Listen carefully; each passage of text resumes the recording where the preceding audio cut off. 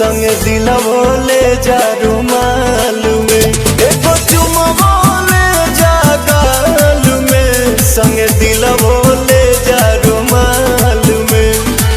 जातर रजवा चढ़ के जहाजवा पसिहन मोहिनी के जाल में, एगो चुमवो ले जा गाल में, संग दिलवो ले जा रुमाल में, एगो चुमवो ले जा गाल में, संग दिलवो ले जा रुमाल में।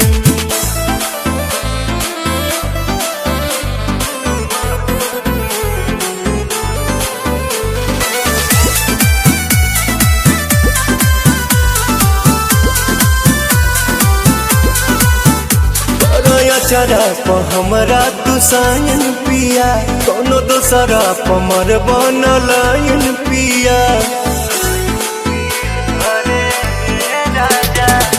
बिहना केहू के हमार वाला हक हो, मेहर के जात हई होइए जाला शक हो।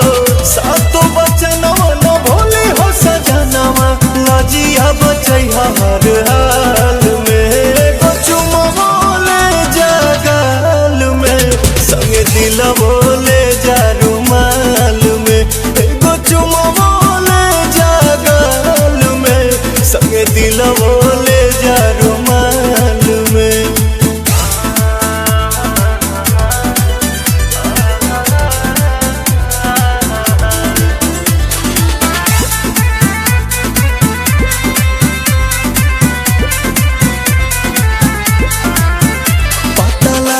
जे कदम बवाले बलम, जल्दी बड़ बनी हाले के पाले बलम। आँखी में हमरा जे आवे दे बयासु, कालम जहरिया ए पवन प्रियांशु। कमे कमाई हो या निमन से रही हा, आवे बदला नहीं चाल में, एगो चुमवो ले जा गाल में, संग दिलवो ले जा रुमाल में, एगो चुमवो ले जा गाल में, संग दिलवो ले जा रुमाल में।